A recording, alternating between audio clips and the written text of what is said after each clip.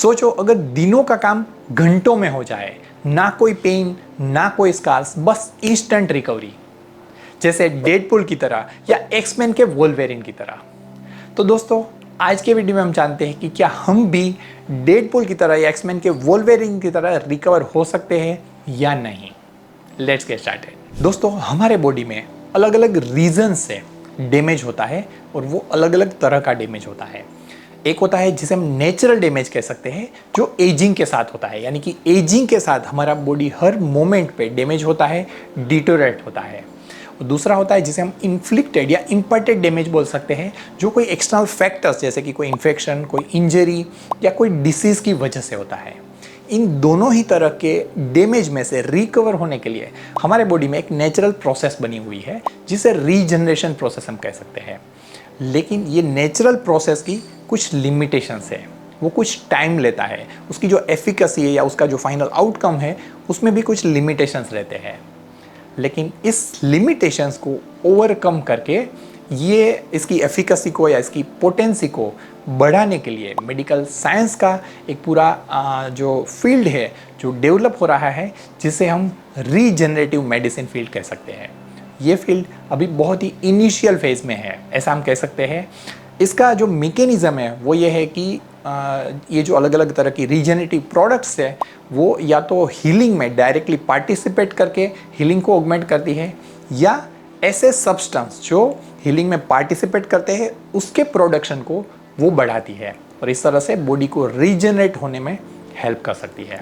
और ऐसा कहा जाता है कि 2022 में जो रीजनरेटिव मेडिसिन का ग्लोबल मार्केट है वो ऑलमोस्ट 18.9 बिलियन यूएस डॉलर का था, और ऐसा एस्टिमेट है कि आगे जाके 2030 तक ये ग्लोबल मार्केट है वो ऑलमोस्ट 60.9 बिलियन यूएस डॉलर का होने को जाने वाला है। यानी कि इसके काफ़ी अच्छे स्कोप फ्यूचर में भी बने हुए हैं। लेकिन हमें तो इंटरेस्ट ये है कि कॉस्मेटिक सर्जरी में या एस्थेटिक फील्ड में रीजनरेटिव मेडिसिन का क्या सिग्निफिकेंस है, क्या कॉस्मेटिक सर्जरी के बाद जो हीलिंग है, उस स्पीड है, रिकवरी की स्पीड है, उसे हम रीजनरेटिव मेडिसिन से बढ़ा सकते हैं या नहीं, या तो जो एजिंग प्रोसेस है उसकी वजह से जो एस्थेटिक डिटोरेशन होता है उसे हम रीजनरेटिव मेडिसिन से कैसे प्रिवेंट कर सकते हैं। यस दोस्तों, एस्थेटिक सर्जरी या एस्थेटिक मेडिकल फील्ड में भी कुछ ऐसी टेक्निक्स या प्रोडक्ट्स ऐसी डेवलप हो रही है जो डेफिनेट वे में या प्रूवन वे में बॉडी रीजनरेशन में हेल्प कर सकती है, और कुछ ऐसी प्रोडक्ट्स और टेक्निक्स भी डेवलप हो रही है जो भी एक्सपेरिमेंटल फेज में है, और होपफुली वो भी आगे जाके हमें हेल्प कर सकती है। ऐसी ही एक एस्थेटिक सर्जरी की, एस्थेटिक प्रोसीजर की बात करूँ तो वो है माइक्रोफैट ग्राफ्टिंग या नैनोफैट ग्राफ्टिंग प्रोसीजर। क्योंकि एडिपोसाइट्स या फैट सेल्स जिसे हम कहते हैं वो स्टेम सेल के बहुत अच्छे सोर्स है, इसलिए जब भी माइक्रोफैट ग्राफ्टिंग या नैनोफैट ग्राफ्टिंग प्रोसीजर परफॉर्म की जाती है तो वो स्किन को या फेस को रिजुवेनेशन करने में बहुत बड़ी हेल्प करते हैं, और इस तरह से उसकी एक एंटी एजिंग इफेक्ट भी हमें फेस पे या स्किन पे देखने को मिलती है। दूसरी एक ऐसी टेक्निक जो कॉमनली यूज़ की जाती है वो है PRP, platelet rich plasma technique. क्योंकि प्लेटलेट्स ये ग्रोथ फैक्टर्स के बहुत अच्छे सोर्स है, इसलिए उसे स्किन रिजुवेनेशन के लिए और हेयर ग्रोथ के लिए इस्तेमाल किया जाता है। ऐसी एक टेक्निक है जो भी डेवलपमेंटल या एक्सपेरिमेंटल फेज में है, वो है stem cell use in regeneration.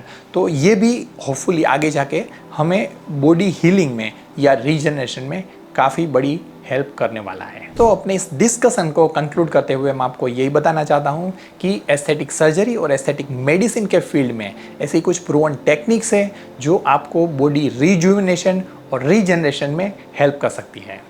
लेकिन अगर हम हीलिंग की बात करें तो ऐसी कोई टेक्निक नहीं है जो डेडपूल या वोल्वेरिन की तरह आपको इंस्टेंट हीलिंग दे सके।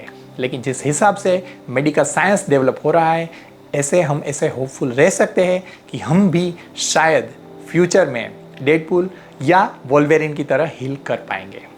Thank you so much for watching this video. I am doctor Siddharth Sakhiya, cosmetic plastic surgeon, director of Celebri aesthetics and your aesthetic partner. Stay tuned till next video. Take care, bye bye, जय हिंद।